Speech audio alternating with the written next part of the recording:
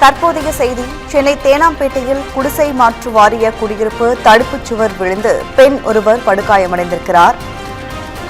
3வது மாடியின் சுவர் இடிந்து கீழே விழுந்த காட்சிகளை தற்போது பார்த்துக் கொண்டிருக்கிறோம். கூடுதல் விவரங்களை செய்தியாளர் சுப்பிரமணியன் வழங்க கேட்கலாம். சுப்பிரமணியன், விவரம் சொல்லலாம். சென்னை தேனாம்பேட்டை எஸ்எம் நகர் குடிசை மாற்று வாரிய குடியிருப்பு மிகவும் பழமை வாய்ந்தது.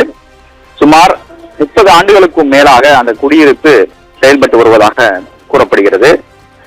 இந்த குடியிருப்பில் வசித்து வருபவர் குப்பன், அவரது மனைவி லட்சுமி, இருவரும் கூலி வேலை செய்து வருகிறார்கள்.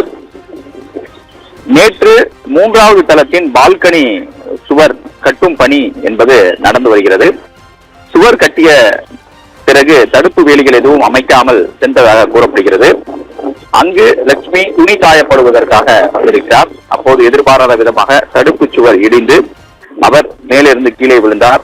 இதில் அவருக்கு தலை, கை, கால்களில் உள்ளிட்ட இடங்களில் பலத்த காயம் ஏற்பட்டது. அருகில் இருக்கக்கூடிய தனியார் மருத்துவமனையில் அவர் சிகிச்சைக்காக அனுமதிக்கப்பட்டிருக்கிறார்.